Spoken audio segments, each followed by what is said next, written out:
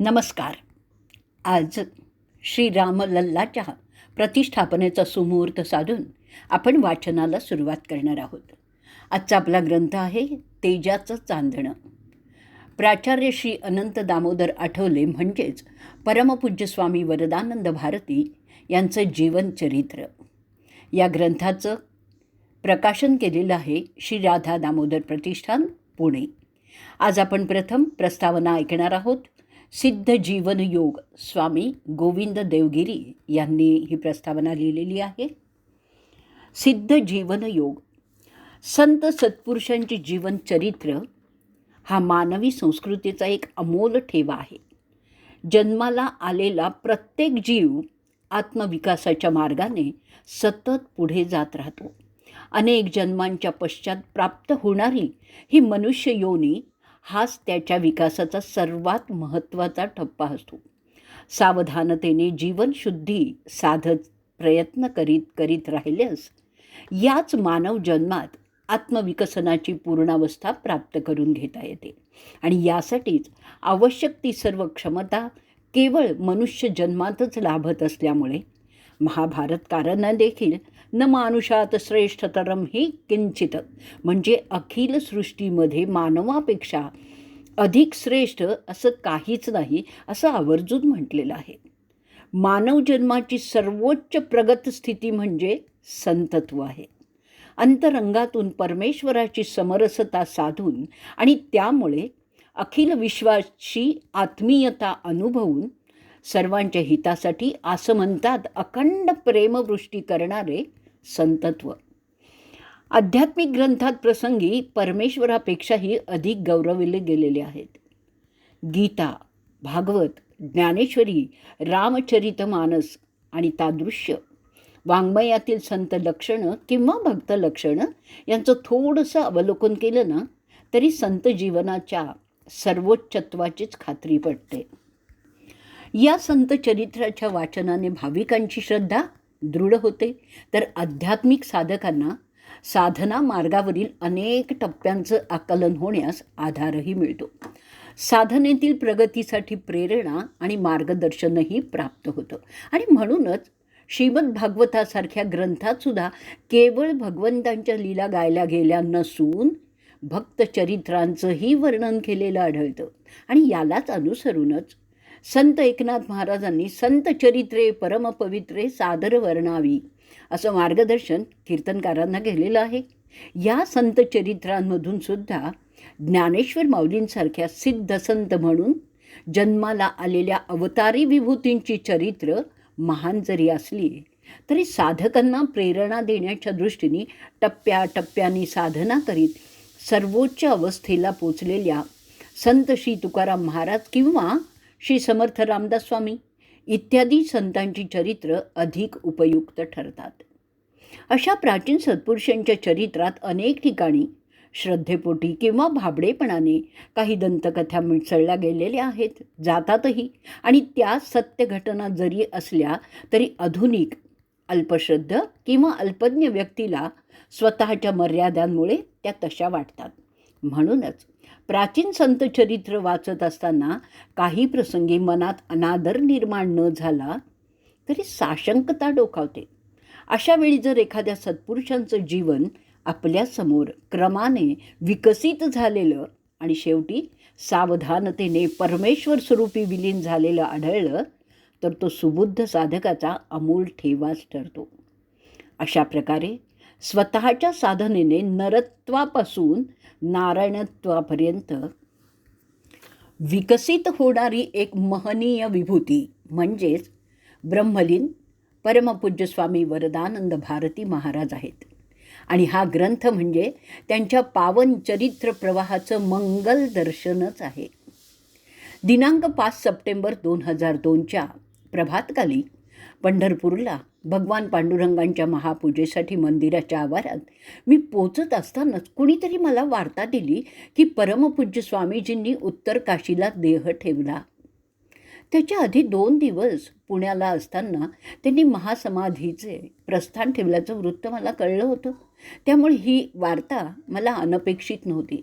पण श्री पांडुरंगाच्या ऐन महापूजेच्या आधी मला महासमाधीची वार्ता कळल्यामुळे विटेवरच्या त्या साक्षात नारायणाची संपूर्ण पूजा करताना त्या श्री विग्रहात मला वरद नारायण आणि नारायण स्वरूप झालेल्या स्वामी वरदानंद भारती महाराज यांचा पुन्हा पुन्हा आभास होत राहिला.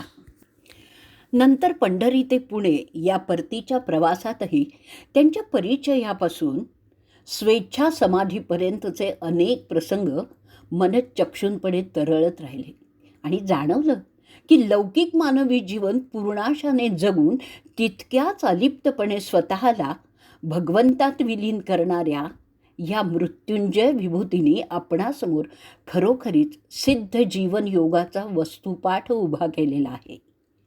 महाविद्यालयीन शिक्षणाच्या आरंभापासूनच मला थोर सत्पुरुषांच्या देहत्याग प्रक्रियेबद्दल विलक्षण कुतूहल असायचं.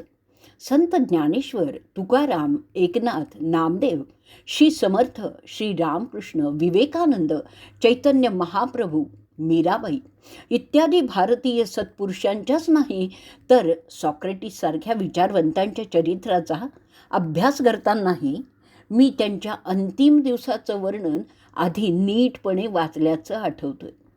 श्री भगवद्गीता, श्रीमद भागवत यांच्या परिशीलनाने मानवी आयुष्याच्या अखेरच्या स्थितीचं आणि देहत्यागाच्या प्रक्रियेचं अपरिमित महत्त्व मनात ठसल्यामुळे कदाचित हे विचित्र कुतूहल माझ्या मनात तेव्हा निर्माण झालं असेल. पण अभ्यासाने वीर ओळखावा रणी, साधू ओळखावा मरणी, हे माझं मत अधिकाधिक सुदृढ होत गेलं. ब्रह्मलीन परमपूज्य स्वामी वरदानंद भारती महाराज यांची स्वेच्छा समाधी तर खरोखरी सर्व दृष्टींनी अपूर्व असा प्रसंग खराच आहे. पण त्याआधी त्यांनी जगून दाखवलेलं अलौकिक मानवी जीवनसुद्धा एका अत्यंत श्रेष्ठ विभूतीचा जीवनपटच आहे. त्यांच्या समग्र जीवनावर ओझरता जरी दृष्टिक्षेप टाकला ना तरी ते सप्तरंगी इंद्रधनुष्याप्रमाणे भव्य आणि आकर्षक असल्याचंच लक्षात येतं. 1. वेदप्रणीत समग्र समतोल जीवन. 2. अनन्य अभंग गुरुनिष्ठा. 3. रसरसलेलं माणूसपण. 4. भगवंतांचं रसाळ गुणगान. 5. सांस्कृतिक चरित्रांचं वास्तव दर्शन. 6. प्राचीन विचारांचं सम्यक प्रतिपादन. 7. राष्ट्राच्या उज्ज्वल भविष्यासाठी अचूक मार्गदर्शन. अशा या प्रसंगी व्यक्तिमत्वाचं दर्शन खरोखरीच मनोवेधक आणि प्रेरकच आहे. स्वामीजी वैदिक विचारांचे केवळ आग्रही पुरस्कर्ते नव्हते तर अभ्यासांती त्यांचा हा ठाम निश्चय झालेला होता की वेदांनी प्रतिपादित केलेली आश्रम पद्धती हे मानवी जीवनाचं धर्म, अर्थ, काम आणि मोक्ष हे चारही पुरुषार्थ साध्य करण्यासाठी असलेली सर्वोत्तम व्यवस्था आहे. म्हणून आरंभी पंढरी ते पुणे या ठिकाणी गुरुसेवापूर्वक विद्याभ्यास आणि त्यानंतर योग्य वेळी गृहस्थाश्रम स्वीकारून आयुर्वेदाचे प्राध्यापक म्हणून विद्यादान आणि अर्थार्जन करीत नेटका प्रपंच आप्पांनी साधला आहे. आप्पांचं महत्भाग्य की त्यांना संत श्री दासगणू महाराजांचं कृपाछत्र आणि वात्सल्य लाभलं आहे. आधुनिक वातावरण आणि सामाजिक सुधारणांच्याकडे कल असलेल्या बाल अनंताला आयुष्यभर पुरावी इतकी शिदोरी श्री महाराजांच्या सहवासाने लाभलेली आहे. दोघांच्या स्वभावात अतिशय भिन्नता पण दोघांची मनं मात्र अगदी एकरूप होती. आप्पांच्या शब्दात जर सांगायचं तर मी लहानपणापासून फार लाडात वाढलो. एकतर मी अतिशय दुराग्रही, एककल्ली आणि पराकाष्ठेचा खोडकर. आमच्या घरात लहान मुलगा असा मीच एकटा. लाड केले एकट्या दादांनी. मी मागितलं आणि मला मिळालं नाही असं कधीच झालं नाही. सामान्य तरुणांप्रमाणे 20-21पर्यंत अनंतरावसुद्धा नास्तिकता, वैदिक कर्माची उपेक्षा आणि आचाराविषयी अप्रीती यांच्या विळख्यातच होते. त्यानंतर मात्र संत साहित्याचं अखंड परिशीलन, अत्यंत जवळीकेचा संत सहवास आणि चिंतनशील बुद्धी यांच्या साहाय्याने ते या विचित्र विळख्यातून केवळ बाहेर आले इतकंच नाही तर अशाच प्रकारच्या त्या विळख्यात सापडलेल्या असंख्य आधुनिकांना आपल्या प्रज्ञेने आणि सहवासाने त्यातून बाहेर काढण्याचं अवघड पण महत्त्वाचं कार्य आयुष्यभर करण्याइतकी धमक त्यांनी स्वतःच्या व्यक्तित्वात निर्माण केली आहे. हे साधण्याकरता त्यांनी केलेल्या सद्ग्रंथ व्यासंग केवळ अजोडच आहे. याची साक्ष क्षेत्र गोरटे इथे असलेल्या त्यांच्या निवडक ग्रंथसंग्रहाचं ओझरतं अवलोकन करणाऱ्या कुणालाही पटेल. इतका प्रचंड ग्रंथसंग्रह आप्पांनी केवळ जवळ बाळगला नाही आहे, तर त्याचा साक्षेपाने अभ्यास केला आहे. मला आठवतं, शामराव आपटे यांच्या मुलाने शिवराम याने हा संग्रह बघून आजोबांनी एवढी पुस्तकं वाचली असा उद्गार काढताच दुसऱ्या क्षणी आप्पा उद्गारले, नुसती वाचलीच नाही आहेत, तर यातलं प्रत्येक पुस्तक मी अभ्यासले पण आहे. या एका आत्मविश्वासपूर्ण उद्गारातूनच त्यांच्या व्यासंगाची जाणकाराला सहजपणे कल्पना येईल. हा ग्रंथसंग्रह त्यांनी किती कष्टपूर्वक केला असेल याची कल्पना मात्र प्रस्तुत ग्रंथातील एक प्रसंग वाचल्याशिवाय येणार नाही. श्री अनंतरावांना 2 दिवस थंडीतही केवळ पंचावर वावरताना पाहून श्री काका पाटील यांनी एकांतात भिदवीत स्वेटर, धोतर इत्यादी कपड्यांबद्दल विचारलं. तेव्हा आप्पांच्या मातोश्रींकडून त्यांना कळलं की महाभारताची 2 महागडी पुस्तकं विकत घेण्यासाठी आवश्यक काटकसर म्हणून ते एकाच धोतरावर दिवस काढत होते. हे ऐकून भरल्या डोळ्यांनी पाटील काका तडक बाजारात गेले. 2 नवीन धोतरं विकत आणली. महाभारताचे ते ग्रंथ घेण्याकरता मोठीशी रक्कमही त्यांच्या हातात ठेवली. निराश हृदये वसे निशिदिनी मनी चिंतित, मिळेल कधी संग्रहा मजसी ते महाभारत. कृपाळू परमेश्वरे मज न ठेविले दुःखीत, उदार हृदये तुम्ही मज दिले महाभारत. हे या प्रसंगातील आप्पांनी पाठवलेलं पत्र वाचून कोणाही सहृदय व्यक्तीचे डोळे नक्कीच पाणावतील. आप्पांचा सांभाळ श्री दासगणू महाराज यांनी अत्यंत आत्मीयतेने केला. भावी आयुष्यातील महत्त्वाच्या संस्काराची शिदोरीही त्यांना तिथेच मिळाली. श्री महाराज आणि कुमार अनंता यांचं परस्पर प्रगाढ प्रेम जरी असलं तरी आजोबा आणि नातवांच्या दृष्टिकोनात मात्र विलक्षण अंतर होतं. अनेक वेळा याला विरोधाची धार येत असे. त्यातून ईश्वराचं अस्तित्व, सनातनी आचारनिष्ठेची आवश्यकता, कीर्तन प्रवचनाचा उपयोग या आणि अशा विषयांबाबत वादविवाद होतच होता.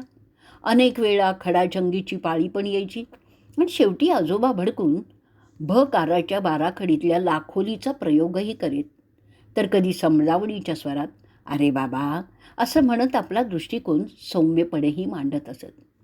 आजोबांनी या नातवावर उदंड प्रेम केलं असलं आणि अनंतांनी मागितलं, दादांनी दिलं नाही असं कधी झालं नसलं तरीही अनंतांनी वाटेल तितकं आकांडतांडव करूनही दादांनी त्याला सावरकरांचं व्याख्यान ऐकण्यास पुण्याला जाऊ दिलंच नाही. इतकंच नाही तर यामुळे अनंता 2 दिवस जेवला नाही याचीही त्यांनी पर्वा केली नाही आहे. याचा अन्वयार्थ हाच आहे की त्यांच्या रूपात दादांना आपला उत्तराधिकारी दिसत होता. सावरकरांच्या भाषणाने मोहित होऊन अनंता सक्रिय राजकारणात पडण्याची शक्यता होती आणि दादांना ते नको होतं. केवळ त्यासाठीच ही जपवणूक होती. आप्पा व्यासंगी सत्पुरुष तर होतेच, पण त्यांच्या गृहस्थाश्रमातील आनंदाला त्यामुळे त्यांनी कुणालाही पारखं होऊ दिले नाही. याचं सुंदर चित्रण या ग्रंथात आढळतं. घरातील वातावरण आनंदी कसं राहील याची त्यांनी कटाक्षाने काळजी वाहिली आहे. हे सगळं करत असताना नित्य नैमित्तिक कार्य, उत्सव, महोत्सव, सण वार सर्व काही पारंपरिक पद्धतीने कुठेही तडजोड न करता आप्पांनी स्वतः साजरे केले आणि घरातील लोकांना करायलाही लावले. अतिथीच्या विषयी त्यांच्या मनात अतिशय आदर असायचा. जे काही स्वतःला मिळत असेल त्यातलीच अर्धी चतकोर भाकरी इतरांना दिली. अतिशय कमी गरजा, सर्वांशी समान व्यवहार, चैनीला पूर्णपणे फाटा, वाचनाचा व्यासंग, खोट्याची चीड, खूप पैसा मिळवावा, जीवन सुखात व्यतीत करावं यापेक्षा ब्राह्मणाच्या कुळात जन्माला आलो तर अध्ययन अध्यापन करावं, त्याच माध्यमातून कुटुंबाला आवश्यक म्हणून अर्थार्जन करावं, एवढीच अर्थार्जनामागील भूमिका. पोटाला पुरेसं मिळालं की माणसाने अर्थार्जनात गुंतून न पडता समाज, देश, देव आणि धर्म याकरता आपल्याला झेपेल, आपल्याला जमेल ते कार्य करावं, ही त्यांची धारणा. मुलाबाळांच्या विषयी ममता, कुटुंबाविषयी प्रेम, आपल्या परिचयातून कौटुंबिक जिव्हाळा निर्माण झालेल्यांविषयी देखील प्रेम, आस्था, त्यांची काळजी वाहण्याची वृत्ती आणि कार्यवाही. परंतु अंतरंगात मात्र ईश्वराविषयी निस्सीम ओढ असं त्यांचं प्रापंचिक जीवन होतं. उर्वरित भाग आपण ऑडिओ क्लिप नंबर 2 मध्ये ऐकूया.